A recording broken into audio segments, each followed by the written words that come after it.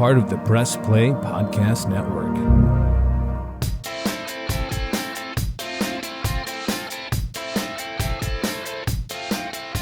Bernie Kosar of University of Miami fame, where at age 19 he quarterbacked that school to a national championship. Kosar, long ball, is going to go for a touchdown. The game's over. Kosar, oh, he's open. Home run ball, wide open is the rookie Webster Slaughter, and he's in for a second Cleveland touchdown. Kosar looking deep at Slaughter. Downfield, Fontenot's open. Herman Fontenot takes it in, and it's a 7-6 game. Bernie Kosar keeps extending his own playoff records with every pass. Timing pattern. Touchdown, Cleveland. It's Slaughter in the end zone. And Kosar, he's having a day. That's his fourth touchdown pass in the second. Kosar to Biner. Well thrown. Ernest Biner. Touchdown. Oh, was that a touch play by Kosar? Kosar. Webster Slaughter. Jackson chasing Slaughter. Spins. Stays on his feet. 98 yards on first down. Bernie Kosar puts it up. What a call. Put a fork in the Bears. They're done. Hi, everyone. Thanks for stopping by to Sabol Brothers on the Baseline Podcast, all part of the Press Play Podcast Network. We are your hosts, John Sabol. And I'm Scott Sabol. And, of course, we are the Sabol Brothers. Mm-hmm. And we've got a fantastic, tremendous guest here with us, Scott. Somebody that you and I have looked up to growing up. Somebody that has we've been trying to get in touch with for a while, and we're gracious enough to work with here at Fox 8. He is a two-time Pro Bowler, a Cleveland Browns legendary quarterback, and a Super Bowl winner with the Dallas Cowboys. The one and only Bernie Kosar. Bernie, how you been, man? Thanks for coming over. I'm doing great. I'm great to be with you. And I got to tell you, I don't think it's too hard to get me on the show or find me because I stalk you every week, bro. Yeah, you see him, and then you send us messages back and forth. Well, Bernie and I do as well as PJ Ziegler, Ken Carmen, Andre Knott. We co-host Orange and Brown Countdown, Browns Pregame show right here on Fox 8 Sunday mornings at 11 o'clock. And then, of course, Bernie, you're getting into the podcast realm now with your own podcast. Tell us a little bit about that. So I'm loving the Bernie Kosar Show podcast with the great top dog Hanford Dixon as we're doing this about not only our Browns football season, but some of the health and wellness things that us players go through and some of the community-based initiatives that we got going in our community and stuff. And I love the show that you and me do, and I don't want to stroke your bro here, but when I get up early in the morning, okay, this is my morning wake-up guy, too, to see what's going to be transpiring here. Thank you. It's funny not to be double-teamed by the Sabol Brothers after staring at you guys too much on my TV screen. I'm not sure if I should be admitting that. That's all right. That's all right. No problem. You know what? You and my parents are the ones that do that. And, of course, your podcast is with our friends over at Big Play. And I know you guys launched that this season, so you guys are doing really well with that. And so if you haven't already, subscribe and listen to Bernie's podcast. If you haven't already, subscribe to ours here on Apple, Spotify, or wherever you listen to podcasts, as well as follow us on Twitter at Sabol Brothers. You can follow me at John_Sabol. And I'm at Scott Sabol FOX8, and I'm also on Instagram as well, Scott Sabol Pics, PIC. Should we get to the first question, John? Oh, you're doing the picks, too? I do a lot of weather stuff on there, too. Okay, yeah. I got to know, too, the Scott Sabol Brothers show handle, too. I got that. You got that, yeah. And have to get signed up. And of course, everyone already follows you on Twitter, but might as well just for, well-rounded here, give everyone your Twitter handle. The Bernie Kosar QB. There you go. All right. Should we start at the beginning? Bernie, those of us, our younger viewers, who maybe didn't watch you play but have heard of you since your playing days and since your exposure here in Northern Ohio, take us back to the beginning. Where are you from, and how was it growing up where you grew up? Growing up in Youngstown, Ohio, growing up halfway between Cleveland and Pittsburgh, half the city is Steeler fans, half the city is Browns fans. But both fans, we're basically a steelworker town. So growing up in a steelworker town where the steel mills were closing was pretty scary. I think as young boys, young people trying to figure out what's going to transpire and happen with your hometown and stuff. So sports was really kind of the outlet for us, and that sports was kind of your way, well, not only to escape the maybe some of the stuff from the steel mills and stuff, but also it was your way to get your education and kind of better yourself. So playing football was something, basketball, football, and baseball was the things you did to try to, one, for enjoyment, but two, to try to get a college scholarship and go to, and when I was getting those scholarships back then, kind of being a Northeast Ohio guy, kind of being a mommy's boy, wanted to stay around town here. I've always been tall, slow, and skinny. And not that we were running the wishbone at Ohio State back in the late 70s, early 80s, but they were running the ball a lot. So the schools that were throwing the ball were in the West Coast, like California and Stanford recruited me, or the Florida schools, Florida State, Miami. So I kind of had to grow up to, if I wanted to be good in football, to go to a passing school that was away from home. What was the biggest transition going from the high school game in Eastern Ohio, Western Pennsylvania back then, to college, and then from college to the pros back then? What was the biggest transition, hardest transition for you? At each step, I would say the speed of the game. But boy, growing up in Northeast Ohio, it massively helped me in terms of the kind of the toughness, the physicalness, the ability to want to do your best, kind of that taking the hits, because the guys were bigger, stronger, and faster than me. So to kind of have that Northeast Ohio toughness, that the resiliency that we get from growing up here, absolutely kind of prepared me for it. But the speed of the game between high school to college and then college to pros, and that just level of athleticism was just breathtaking. When you look back at your time in Youngstown and before you ultimately chose to go to Miami, what stood out at you about wanting to go to Miami, wanting to, I know you grew up a Browns fan. Obviously, you knew the rich history here in the state of Ohio, and especially with Ohio State. But was the offense side of everything why you ultimately wanted to go to the U? Yeah, John, that's a perfect reason.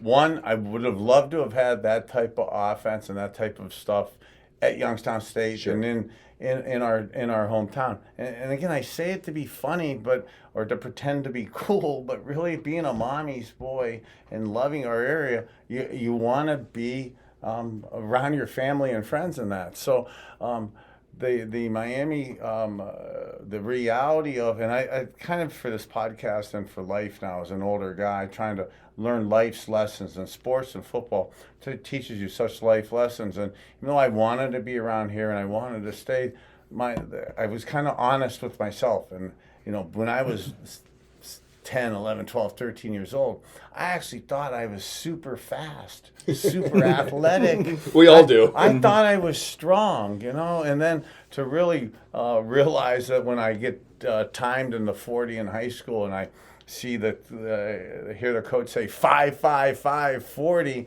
and I ask him, is the clock broke? And he goes, no, you're broke. Wow. I got to remember that next time I play Scott something. But to that reality that it taught me that maybe I'm not physically as gifted as I thought I was, and that honesty with myself helped kind of prepare me to know that even though I wanted to stay here, the reality I wouldn't be able to play here, and that if I wanted to throw, I had to find a place if I wanted to play football, I had to find a place that knew how to throw the ball. And Coach Howard Snellenberger at the University of Miami was running a pro-style attack, and he was the offensive coordinator with the great Don Shula from John Carroll from up here in northeastern Ohio, and what. That system, albeit a college system at the University of Miami, was from the Dolphins, the 72 Dolphin undefeated team. And that type of pro-style attack absolutely enthralled, fascinated me to want to take advantage and do that. I didn't realize that was the core foundation to really make my transition to the pros easier than it should have been, because the foundation of what he taught me in college absolutely still resides within me today.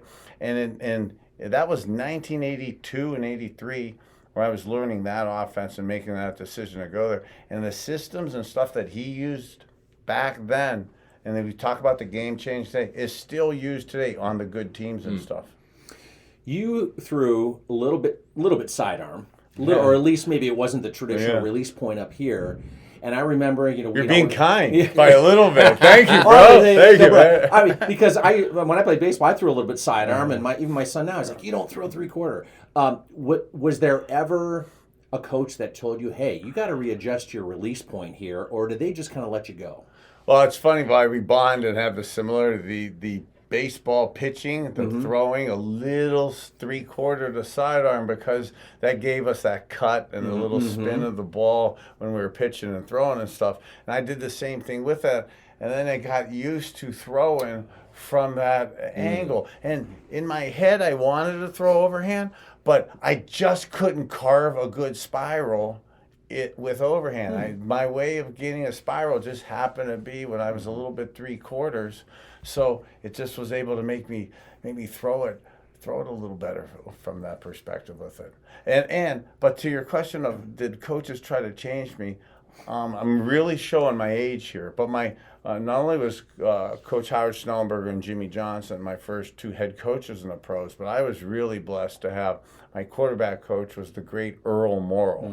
And he was my first QB coach, and he taught me a drill, and he talked to me just about that, about try to throw overhand, because it'll be better for your mechanics. So when I was whining to you guys pre the podcast, showing you my elbow that doesn't straighten out, and I wasn't trying to get sympathy points on our turkey bowl today by my inability now to use my arm and stuff, but that I ended up hurting that. But that's something that you really need to work on. Anyway. So go ahead, John. No, good. I was going to say Paul McDonald was the quarterback for the Browns. I think it was right before you came with the Browns, right? He was a left-handed quarterback, right? Yes. Left-handed quarterback, and he kind of was the transition, if I remember correctly, between Brian Sipe and then you coming with the Browns. Did Paul McDonald? How was he helpful to you being a rookie coming into the league? Well, even whether it was Paul McDonald or more so like we were talking about Earl Morrill in college, or the awesome Gary Danielson. And Gary Danielson was really my mentor. If you had to pin me down and say, hey, name one person who was the main guy who taught me the transition to the pro game, it was for sure Gary Danielson. And almost like to your previous question of did coaches try to change me, and I had Earl Morrill at first and he didn't. Gary Danielson and Earl Morrill, that old school kind of mentality from Coach Schnellenberger, which is emulated from Coach Schnellenberger, came from the great Paul Brown, or Bear Bryant, and Don Shula came from Paul Brown. So to have those guys have that kind of ideology and framework was awesome to me. But they said that, you know what, we don't want you to throw a sidearm, but ultimately the quarterback's job is get the ball out there on time and accurate. Okay, so if you get the ball on time and accurate, it doesn't matter how you look doing it. So he goes, but if you can't get it on time and accurate, you can't do it like that, but you won't even have to worry about it, because if you can't do it on time and accurate, you're just never going to play. Right. And that, and I'm down there now, and for kind of the young listeners out there, not to promote this and talk old about it, but I come down there and there's Jim Kelly, Vinny Testaverde, Mark Richt there. So I'm like 4th, 5th on the depth chart.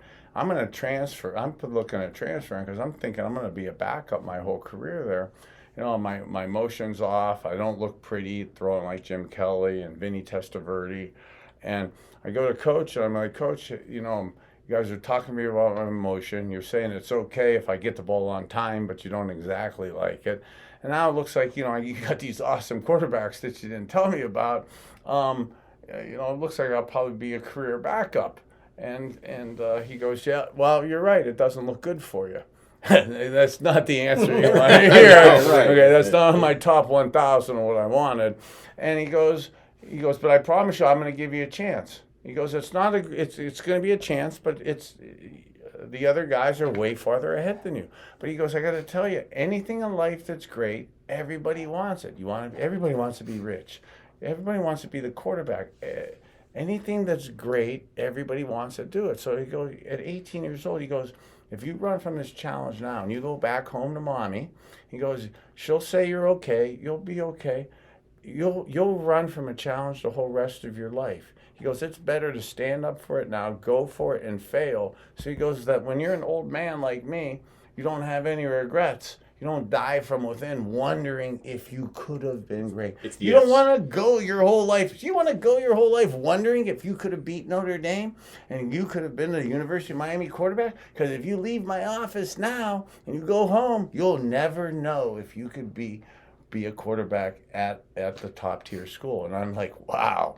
Like, I don't want to live with regret. I don't want to think I overanalyze stuff as it is anyways. And you ultimately stayed and ultimately had success there. Yeah. And then, of course, you mentioned real quick Gary Danielson, and for a lot of our listeners who that don't know who he is, they may recognize that name from him broadcasting the color analyst on CBS Sports doing SEC football. Yeah, thank you for re-bringing that up, because not only is Gary doing an awesome job as the main guy for a decade plus as on CBS for the SEC games of the week, and because he's so smart, the head coaches cringe when they come to the production meeting the day before. Because he knows what he's talking about and could, not rip them apart, but do it in a nice kind of way. Like, hey, coach, this is what we're doing. And I'll coach the coaches in a way. And he could decipher when he's getting BS'd and stuff. Sure. But, yeah, his knowledge of football is so awesome. And what he was able to do between what Marty Schottenheimer was implementing and what I learned from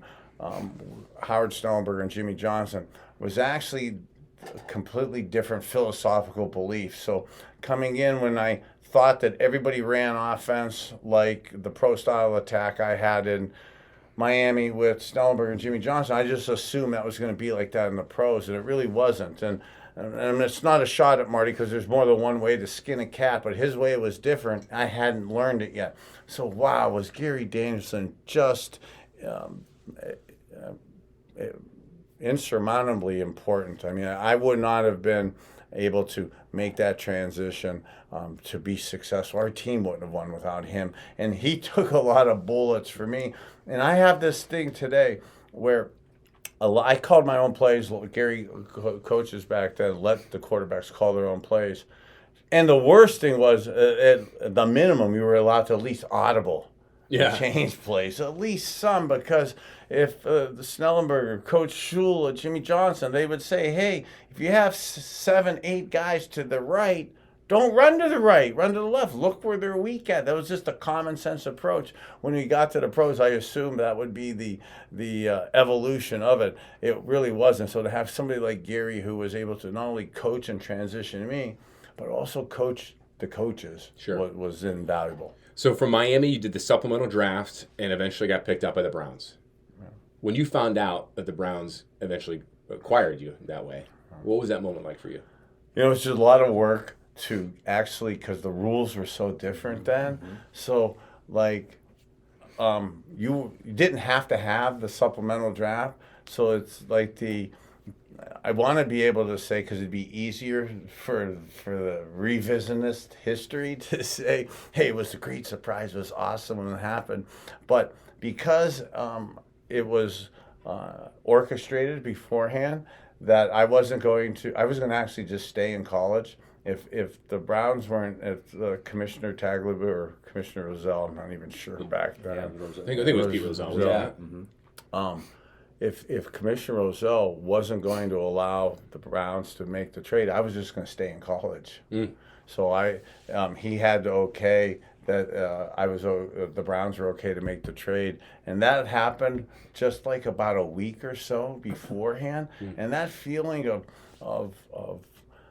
God, it sounds cocky to say this, but that feeling of accomplishment, because you had to graduate college to be able to go into the supplemental draft. So just that in itself, of graduating college in 2.5 years with a finance degree, as a Youngstown, Ohio kid, where a lot of people don't get degrees and stuff, to just get that on top of, man, I was walking out of my finance class knowing I just passed my last test to get my degree. I'm getting the phone call just then, a week before that draft, Wow. that the commish is, boy, I'm even getting a little choked up thinking about that the commish is going to not challenge anything and let the Browns make the trade. And that reality of all that was just, even to this day, almost 40 some years later, still emotional. Was it your goal to get through college in under 4 years when you started? When did you start to accelerate your academics? Well, but the great question. So I started in high school. So again, I give such a shout out and love to my dad and stuff. And we've had at times, you don't realize at times sometimes when people are helping you that it's something monumentally important. Sure. So things like in junior and senior in high school, when we want to be goofing around, trying to have the girls notice us, go out at night, have fun at our games and that.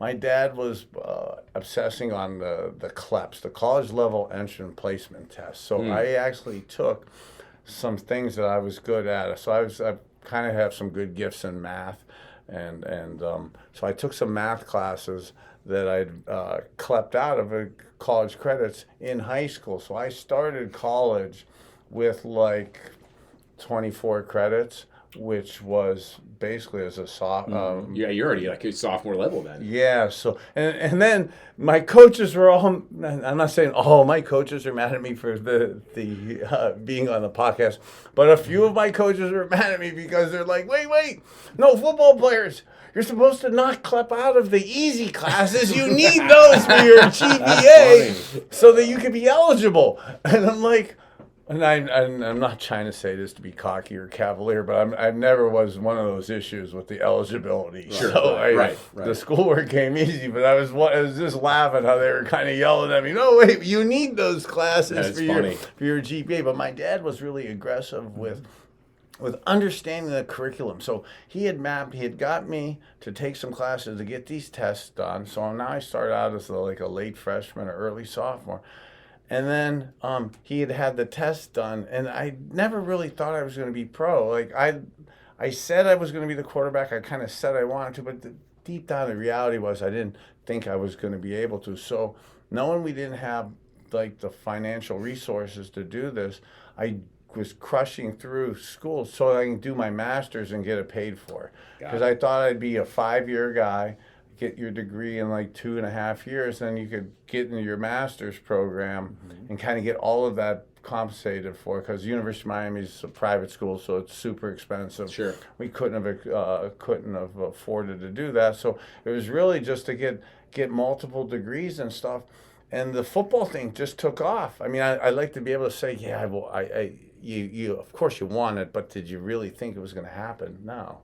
Right. And then when it started happening, that it all kind of converged together. So you have an analytical mind, good with math.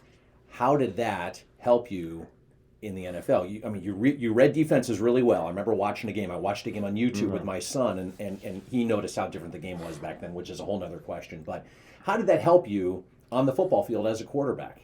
Yeah, so it's a great question, and so today they call it analytics. Back then it was algebra. Okay, so and it's a little more in depth with the calculations and the algorithms and stuff. But at the end of the day, it's statistics and it's math, and the algorithms and the math that you do. I absolutely did that back then. I mean, there was yes, we practiced. Yes, you did physical stuff. The majority of the work week, and a week like this where it's the middle of the week and it's a game week and stuff, the majority of it would absolutely be spent on mental preparation. And I loved having all the statistical math of stuff. So things like 1st and 10 breakdowns, where they're 76% of the time safety's in the middle of the field, whereas then you get to 2nd and 7+, and you get 2 deep high safeties 56% of the time. 42% of the time they're in a zone coverage off of that. Only 15% in that 2 deep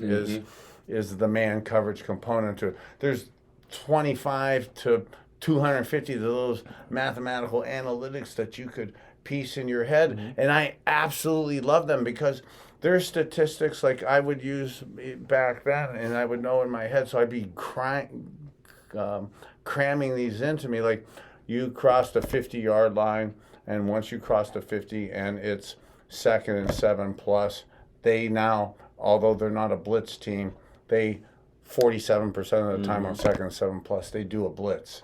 Wow, when you know, like, you could tune into stuff like that and you're predisposed for that. Now I know in the huddle, I'm going to tell my guys, hey, the coach called this play. I think it sucks. Okay, heads up, 47% of the time I know it's probably a blitz.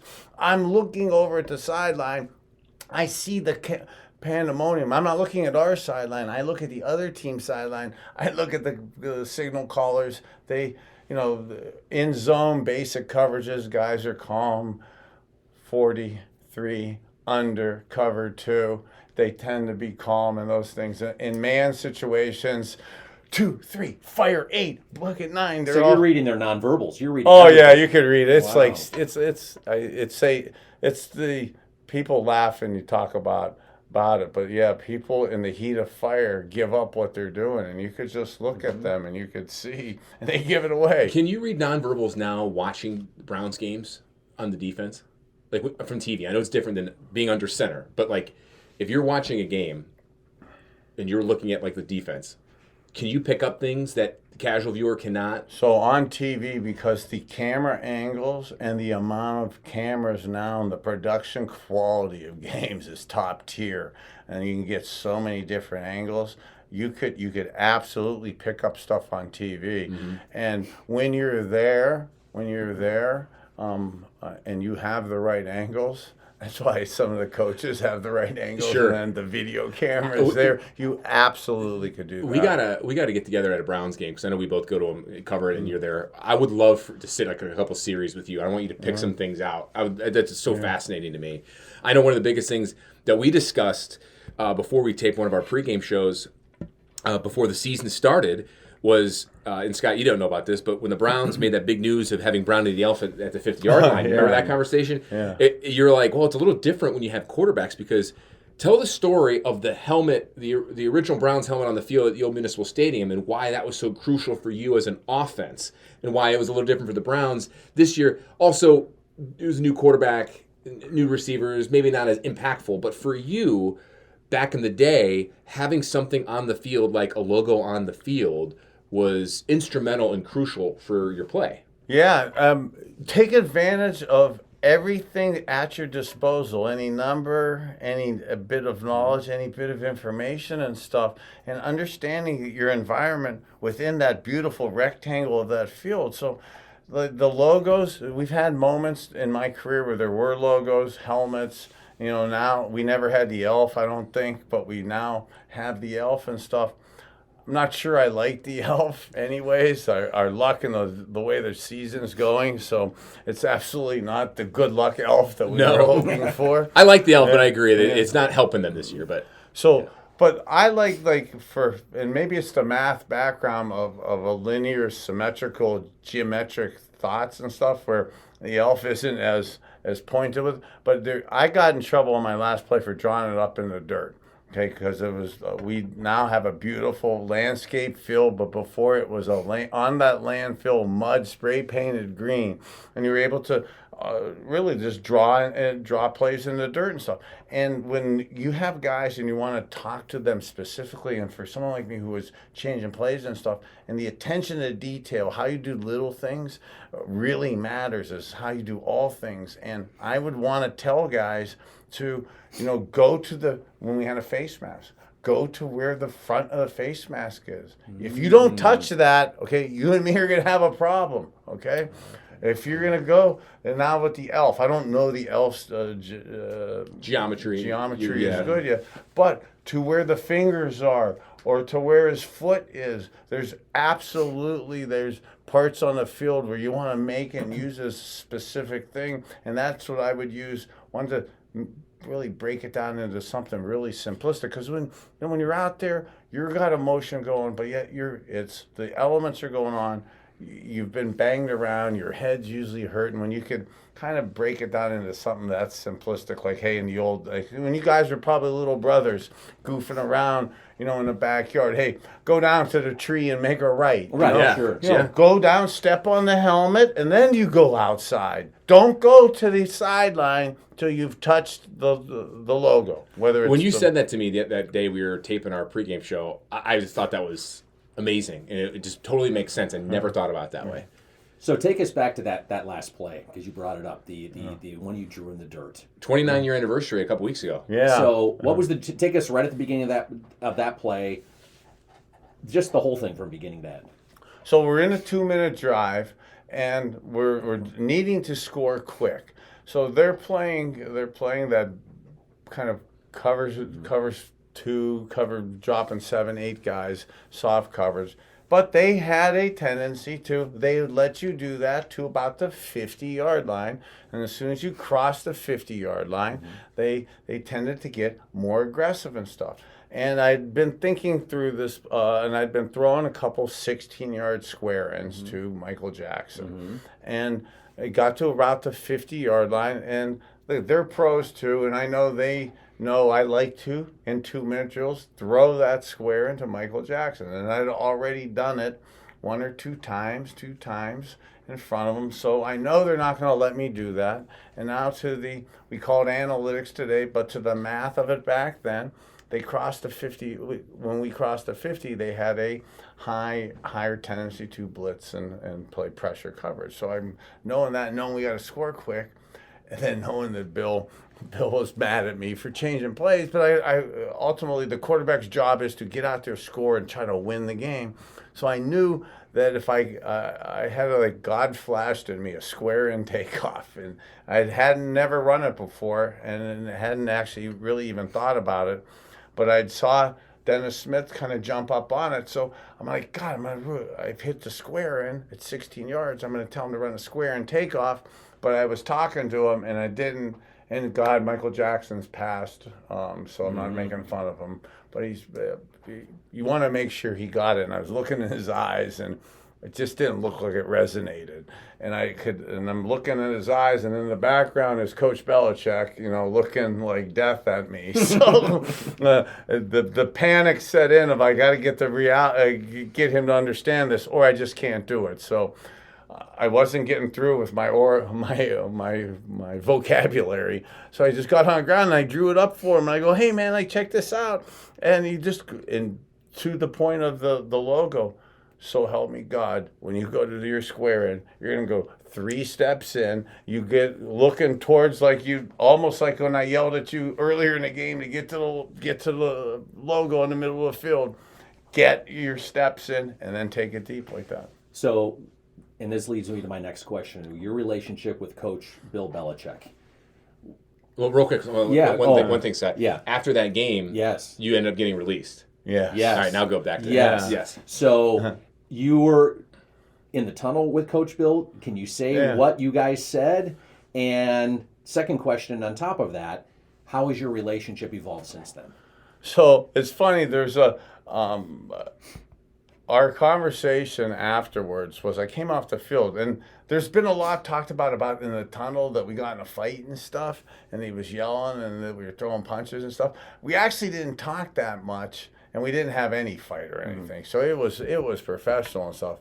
But coming off the field, I'm kind of excited. Hey, you just threw a touchdown pass. You came up with something pretty creative. It worked seamlessly. And it wasn't like I did it to embarrass you. So nobody really knew at that point. So I could I actually said hey bro, we could cover it like you called it too. I'll give you credit for it. It doesn't matter. It's just because it really is a result-oriented world, and it's a team in there.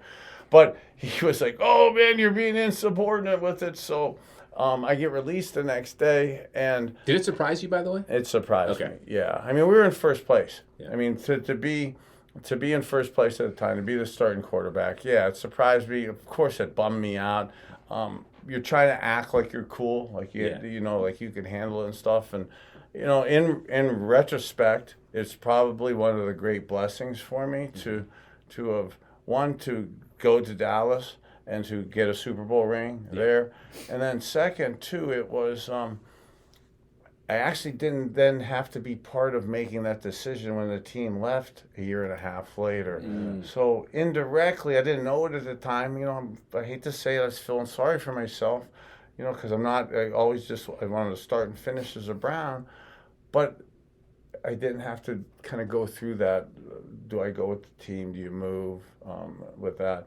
And we all don't like to admit it. We were joking here today that as we get older, we don't want, as men, we don't want to admit our bodies are deteriorating and stuff. At the end of our careers at football, we absolutely don't want to admit our bodies are deteriorating. But they are. And mine was at that point too. And I wasn't all blameless. Like, I don't think Bill was either. And I think he would admit that too, not wanting to put words in his mouth. But I love now, like, the relationship we have, and why I believe he was going to be a great coach. Like when he had that mess with the Jets, and he resigned as the HC, and then Mr. Kraft makes that amazing trade, and they give up first-round picks to trade for him, and they're like, oh my God, they're crushing the crazy owners hiring Bill, and they're getting all us ex-players to crucify him. So a lot of the media were calling me, thinking I'm going to jump on a bandwagon and dive in. And people are saying, oh man, you were cool, you took the high road. But really, it's the truth too. As I said, Bill's, and he was with me. He was amazing working at defense, his work ethic, his discipline, his special teams, and he'll learn the offense, and he'll outsource it this time. And he goes, he calls me up and he goes, hey man, I didn't know you liked me. I go, I don't know if I like you, but I do mean it. You are going to be a great coach. But it's great though, as time heals and you guys both learn and get more mature and stuff. I mean, you don't hold anything on it. He doesn't either, and you guys are obviously civil and get along great. Oh no, get along great. And we all realized, look, I learned a lot about like management and actually too, it's the anxiety and pressure that some of the great coaches put on you as players to not let you feel comfortable to evolve and grow and play good on Sundays is really a lesson in psychology that he really taught. But also too, we all evolve and learn, and I knew that it was cool to kind of watch now that the offense that got me whacked for is the offense that he runs. Sure. That he has so much success with Tom Brady. Do you have any, this is kind of going down a different road here, any interesting Cleveland Stadium stories about the facility itself? Well, I love what a bad football field and how bad it was to play in.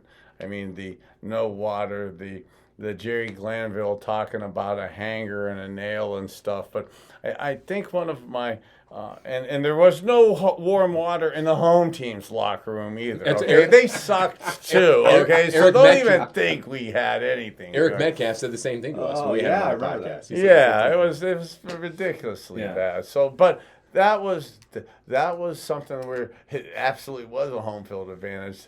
Again, I don't condone the activity that we had with the big old dog bones that we were chucking at people. It was violent to get in there. It was intimidating to come in. But I think one of my probably funnest stories and funner games was we played the Steelers. Being a Youngstown boy, playing the Pittsburgh Steelers is a big thing. Dad used to say, I don't care if the Browns lose every game, as long as they beat the Steelers twice, it's a winning football season. Yeah. Okay, so we're going to get playing the Steelers. I'm so excited. It's in and around Thanksgiving. It's not fishing for a birthday compliment, but it's around my birthday, Thanksgiving, Steeler week. It's late November, so we know the magnitude of late November games in the playoffs. And we don't know now that Mr. Modell had some financial issues, so he had to do some creative things with the stadium. Yes. So one of the ways he did with the stadiums to create more money, he'd have concerts there. So he had a Pink Floyd concert at the stadium before the Cleveland Browns Pittsburgh Steelers games, I think in like 1986, 87. It was the overtime game against the Steelers where I got to throw to Webster Slaughter for the touchdown down the sidelines. Well, the concert before the day or two before the game. And again, for the young listeners out there, careful in what your choices. But there's a lot of people smoking cigarettes and smoking marijuana there. So I get sacked. I get smashed into the ground. My face smashed into the ground. I come up and there's a roach right in there. You know. So, Wow. Right in your face mask? Right in my face mask. Oh, right in the face mask. I didn't wear a mouthpiece, so it's right there. Wow. It probably had to alleviate some pain, right? It didn't alleviate the pain till after the game, but there was no pain because we won the game. There you go. So, how was it to break the Pittsburgh streak, the losing streak in '86? Right. Yeah, thank you for bringing it up. Is that your favorite Browns memory? What the Pittsburgh streak here? Would you say? Ending it. Probably one of the best. I don't know. I'm going to say memory is a nice word, and it's almost like whether people ask, "Hey, how excited were you after all these games?" A lot of it is more relief. Sure. But excited, awesome relief too. Yeah, to be a little boy, to be 0-16. I had an easier time for some reason getting tickets to Three Rivers Stadium in the old days. So I would where I grew up in Boardman, Youngstown Boardman, was actually closer there. So I actually saw a few Browns Steelers games from the Three Rivers perspective. And to be a boy, a little boy, you're second grade, third grade, fourth grade, trying to skip church to get home, trying to get home to watch the game. Right. And every Sunday for your whole childhood, you lost the game. So I remember like 79, 80, 81, where you're sophomore, junior in high school. So you're trying to pretend you're old. San Martigliano days back then. Yeah, and but you're still emotionally invested so much in that, and we're losing those games. And I still remember like really being messed up emotionally. Excuse my language, pissed off at that. And then that's like 81, 82, and then here I am. Graduated college, and it's 1985 and 86. I still feel like I'm like, what the hell am I even the quarterback for my team, let alone I'm responsible to end this damn thing? Like, how am I going to break it up? So that all that kind of was clicking through my head, and as you get older, it's fun to reminisce on that. You were 10-4 against the Steelers. Yep. That's incredible. That is incredible. Did you ever want to go into coaching after playing? Part of me does. Part of me did. I also, though, being a Mr. Mom, having 4 kids, 3 of which are awesome daughters and stuff, wanting to do hands-on with them and knowing that a lot of coaches, you hear that a lot of coaches, and they move, so your kids grow up in different, not really in the continuity of like you guys did, certain school districts and stuff, but also too, just maybe this is just barbarically old Youngstown prehistoric. I don't want my daughters growing up around all those football guys, just coaching. Yeah. Real quick question about Cleveland Stadium. When it was torn down, obviously you were already retired, and the Browns were moved, and you were still in the NFL, but you were with the Cowboys. Did you get anything? Did you take anything from the stadium? Did the Browns or anybody that there ever offered anything like a seat or a sign? Did you have anything from the old stadium? So getting some goosebumps as you say that. It's one of the cool things I have is, and I have more. I had more as we age. Man, keeping tabs on stuff's hard. But man, I have some awesomely cool 19 seats. Oh, no kidding. So, man, we're going to massively show our age, but they are those wooden metal, with 19 of guys, really cool. Were they yellow or red? Yellow. Yellow, okay. They got the yellow ones. So we both have a stadium seat. Yeah. So do you want to tell that quick story to Bernie? Oh, yeah. Well, I was working downtown here, and they were doing the demolition, and I knew one of the police officers that was running the demolition. He said, hey, I can get you 2 seats. I go, okay. So I got one, and then I went down there and paid for another one. It was the eeriest feeling, walking into the park, and then walking in, I kind of squeezed through and standing in the center field bleachers under the scoreboard. I'm the only one in the park, seeing the faded Browns logo on the field, knowing that stadium hadn't been used in like a year or two. the creepiest feeling I've ever had. Only one standing there, like, oh my God, this place is going to be gone here in another couple months. That second one, which one? I wish that? I'd have done that. I would have liked to have done that. I have them, but I would have liked to have done them. Yeah, it was yellow and red. Which one was that second one, though? I don't remember. I forget what one I had first. So he has the red one, and I have the yellow. So then he gave me the yellow one later. So I have one in my basement and everything. But I always just find that fascinating. I know, like, certain players like to keep some things or take some things. Yeah, you know, the nostalgia of, the nostalgia of having the 19 jerseys. You know, we're talking to the Steeler games, and they used to put those cool, the fans used to bring signs, and you'd have the signs hanging out there, and you're talking about your basement. I have my 19. I got to send you this picture. I have my one of my 19 Browns seats in the stadium, next to the Bernie part of the old Orange Bowl when I got my number retired, and it was part of the whole friggin' stadium. It's on the facade, yeah. When they knocked down the Orange Bowl, yeah. And that's been I really want to. It's emotional here thinking of that because as an old guy, but to have that from the days where.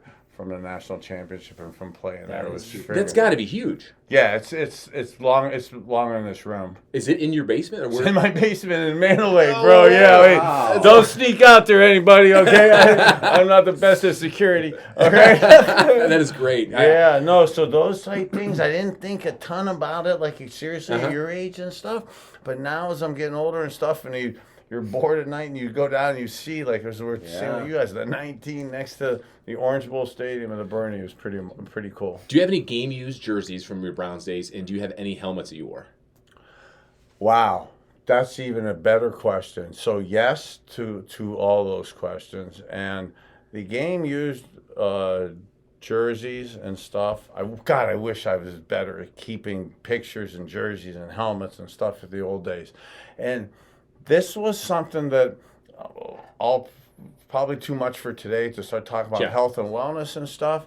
But the NFL teams never let us keep our NFL helmets. Back then, yeah. Even probably now, too. Probably now, but now we're going to start talking about it. You may be able to.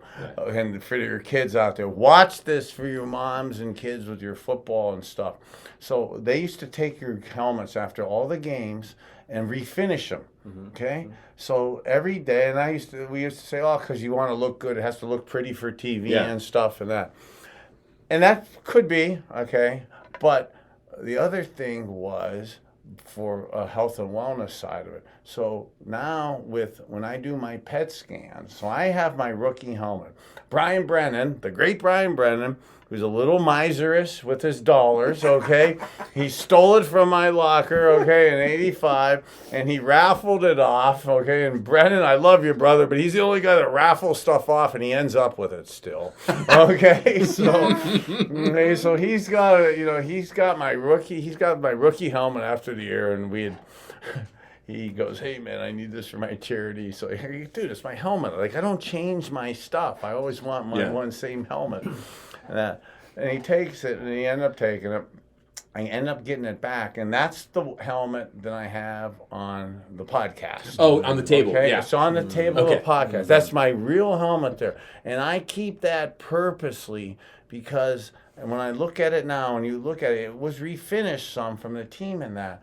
But when I now go do my PET scans, and I do with my pre-dementia and the brain disorder stuff that us ex-players are dealing with, and you see like the head trauma of on the PET scans, and then you look at the helmet and you see the scar across the right front, which is for your short-term memory, 4 to 10 seconds, is a massive cut there, and then you see on the left, on the back where you got hit, and then you see on your PET scan that's the damaged area. It's real. So now I keep them, and it's kind of I originally probably was almost like a badge of courage type stuff, but now I've been using it to match up like where some of the disorders are that I'm trying to rectify health-wise.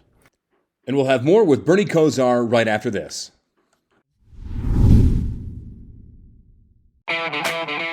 The R&R podcast going to be rocking and rolling with you because football season is underway. College, Ohio State, the Power Fives, the MAC, the Browns. Michael Regai, are you ready to rock and roll with some football? Kenny, I've been ready. This is our time of year. This is what R&R is all about. We're going to be with you every week. Kenny just said it. Browns, NFL, Ohio State centric. So you got to stay with us all fall and winter long here on R&R. That's right. The Regai and Rhoda podcast coming to you here on the Press Play Podcast Network. Subscribe now and don't miss a show. What's up, everyone? Chase Smith here, host of the Chase Smith Podcast, and my podcast reflects who I am. My hobbies, my interests, my passions, my curiosities, my careers, my questions, and my family. I'll spend time talking about all types of sports, movies, TV shows, trending news stories, and other cultural events, and even faith. This is who I am, and I hope I can get to know you as well. Join me on the Chase Smith Podcast, and let's have some thought-provoking conversations, only on the Press Play Podcast Network.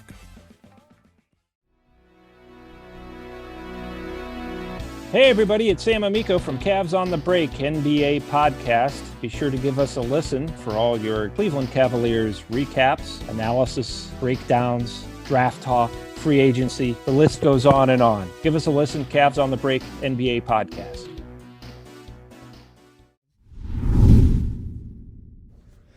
So, Bernie, you talked about concussions. That's been the big story with football and with sports in the last 5 to 10 years in trying to diagnose them and be proactive. You've had issues, neurological issues. You've talked about that. Other players have. There's so much to cover here. Let's go back to when you played.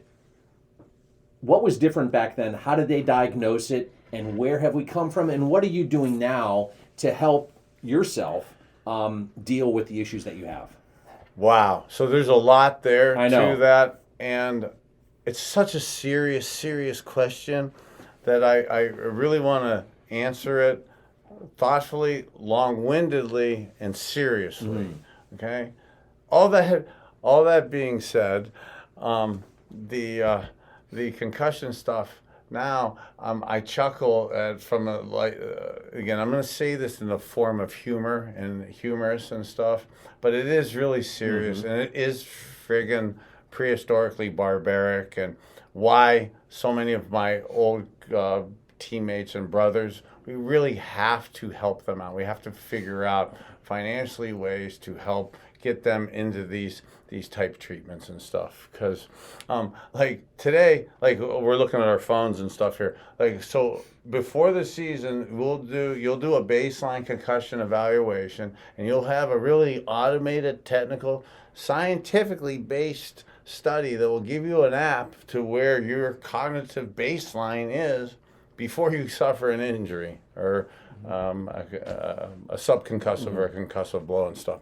So they'll have the documentation, so when you something happens, you can really do the baseline for that, and it's really a beautiful scientific way. Now, there are some guys today that are blowing the baseline at the beginning by acting cognitively impaired, so that when it happens during the game, they don't get taken out. Really? So that their baseline's bad, so that when they really are bad, it may not appear like that, so they can stay in the game. There are guys doing that now.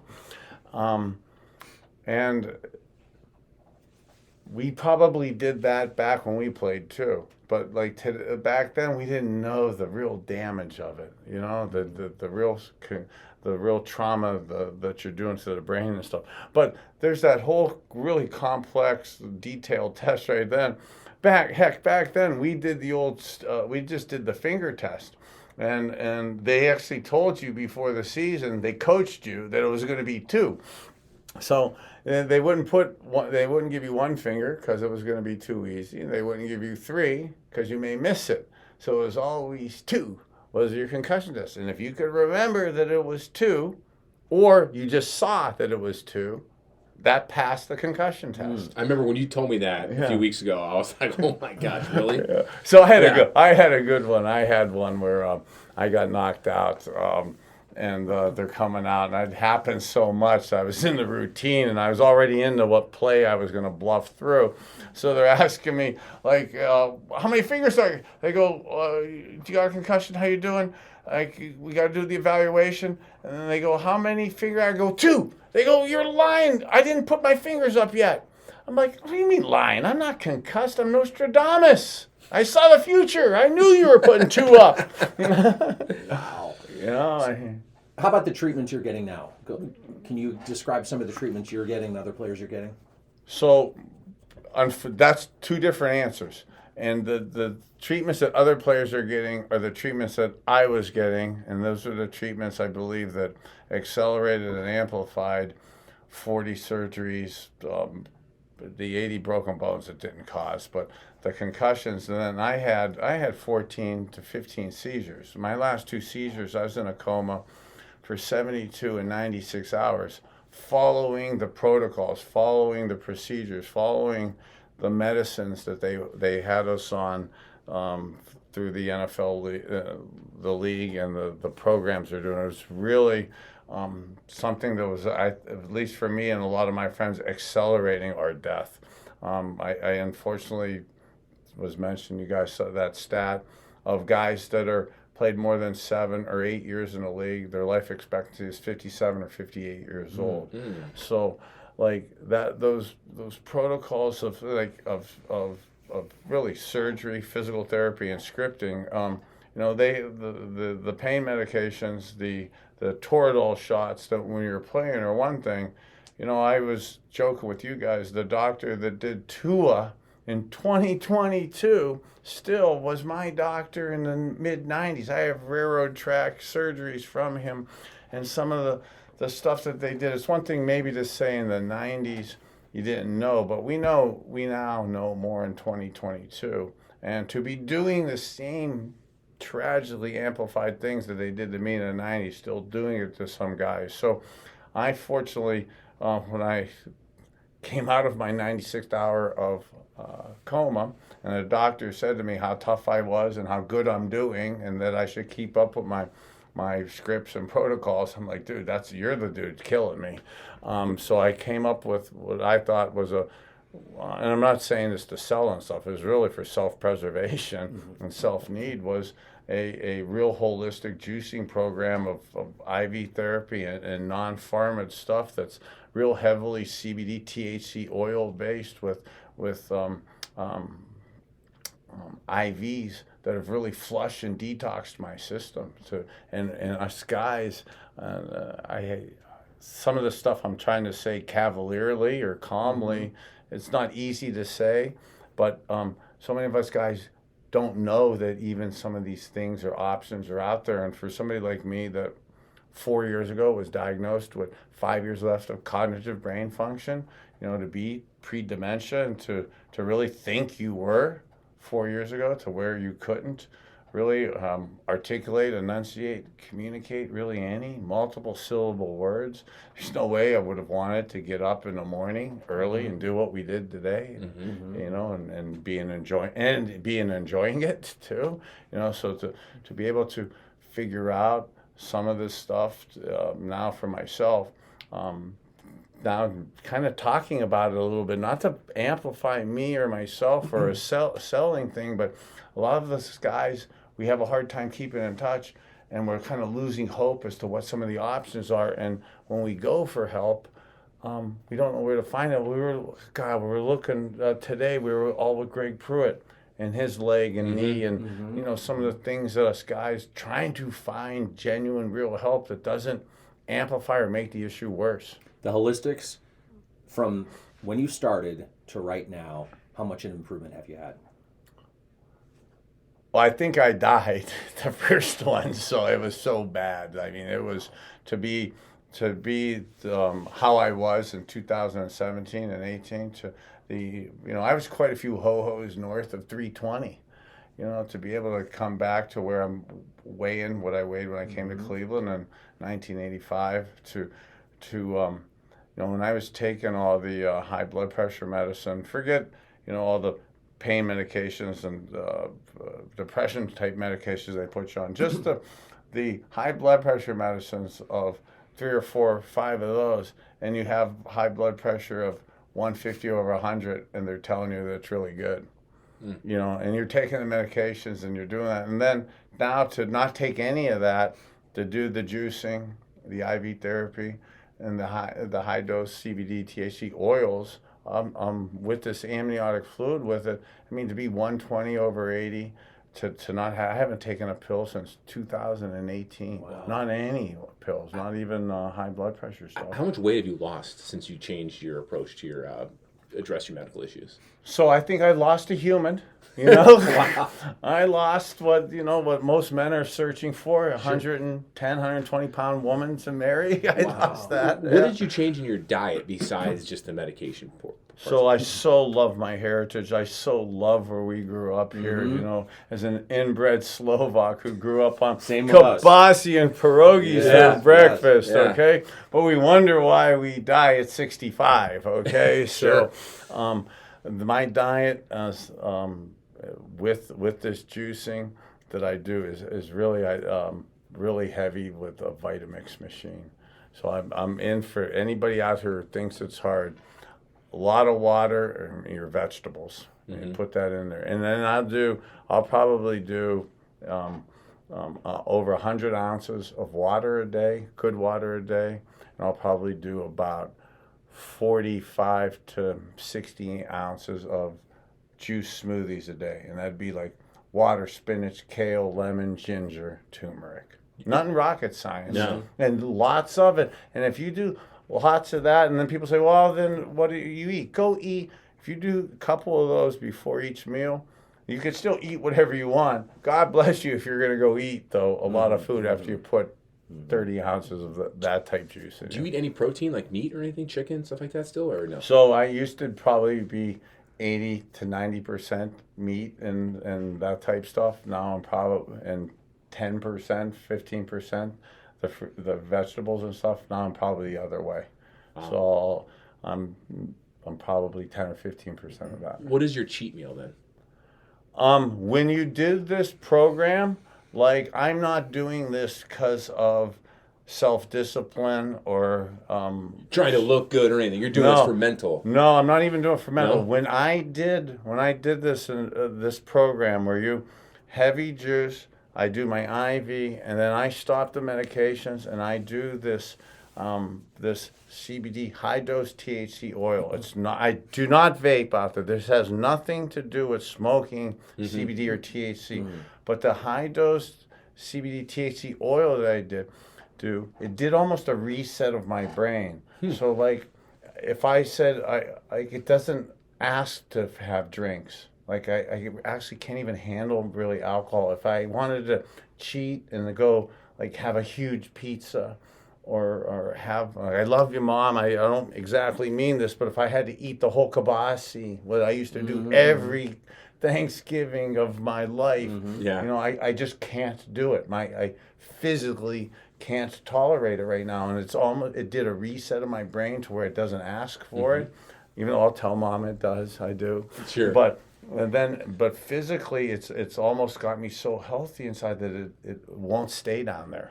It'll be unpleasant. It's kind of like someone who grew up a vegetarian or vegan, and then if you give them a piece of chicken or beef or pork, they will get sick because their body is not used to that foreign substance. That's what's happening to me now. Yes. Caffeine, alcohol, nothing. So I was I have some great wellness docs that I work with. It's just not Dr. Bernie, okay? YouTube Dr. Bernie, okay? Although I do like what I've learned on my own is testing stuff on my own. But I have some really great docs. Alt Care is and their Primetime Wellness. They're very progressive in what they're doing. There's Dr. Roizen. And I went 5 years without drinking any caffeine, any coffee. And one of my docs was like, man, you got to try to supplement, and we're going to try to figure out what's up. And I go, give me something. He's telling me, don't do this, don't do that. And I go, give me one thing that you think I should do to help flush, because I'm into, for the listeners out there, I'm trying to flush and detox my brain and liver. So if you work on your gut toxicity and your leaky gut, there's a direct correlation between your gut and your brain. So if you could work on that kind of gut part of it, you could kind of slow down the deterioration of it with them. Wow. Well, you look fantastic, and it's whatever's working for you. Keep doing it. Keep it up, because you're a fine specimen of a human being, obviously, but also a former football player. And everyone that comes across you, whether it's in the media world, fans, the Browns, you name it, everyone raves about how awesome you are, and it's true. And I'm blessed enough to work with you a little bit here at Fox 8. Well, I'm happy to be with the Sabol Brothers, man. All right. Bernie, thank you so much for joining us, and have a great holiday. Awesome, man. You matter, guys. You matter. Say what you want about Bernie, John, and I know sometimes, people get on Bernie because maybe the way he talks, because he has a little bit of a Pittsburgh accent, a little bit of a Youngstown accent, and I think sometimes people go, you know what, Bernie doesn't know what he's talking about. Bernie knows what he's talking about. You really get deep into his own football analytics and how he was able to maybe overcome the fact that he wasn't the most athletic guy. He wasn't the fastest guy. But he studied the game, and that's how he was able to become the successful player that he was. I think the biggest thing about Bernie that I took away, and just from knowing him for the last, 5 months or so, working with him on the Orange and Brown Countdown pregame show, is how much of a guy that he is, where he is just a genuinely nice person, loves life, treats everyone with respect. Right. It doesn't matter who you are. He's just one of those guys where you could just, sit there and have a game, watch a game, and just he's just one of the boys. And I did not expect that before getting to know him a little bit. But in terms of the football side, man, he is a wealth of knowledge. He points things out that you would never even think of when you're watching football. And it's like baseball. A lot of baseball players remember plays from 30, 40 years ago. He remembers plays. He remembers how he drew them up. He remembers what was going on, the expressions on people's faces. And now, unfortunately, because he grew up in an era where concussions weren't diagnosed like they are now, now he looks at well-being and making sure that he can live a really nice life. He's in his mid-late 50s. He doesn't want to be a casualty of football, and he's taken it upon himself to educate people about, okay, this is what we went through. This is what you need to do to better yourself and to make sure you take care of yourself, whether you're a football player or not a football player. And to be aware of that is key, and to make that transformation. It's one thing to say it than to act upon it, and now he's spreading the word. He wants to help people in that field, in football, that have had the same issues health-wise that he's had, or in some cases even worse. Tremendous time to talk with the legendary Bernie Kosar. We hope you enjoyed this one here on the Sabol Brothers and the Baseline podcast, all part of the Press Play Podcast Network. If you haven't already, subscribe to the podcast on Apple, Spotify. You can follow me at John_Sabol, or follow the pod at Sabol Bros on Twitter. You can follow me on Twitter, Scott Sabol FOX8, or on Instagram, Scott Sabol PICS. Thanks very much for joining us, everybody. Hopefully you enjoyed the podcast. Have a great day.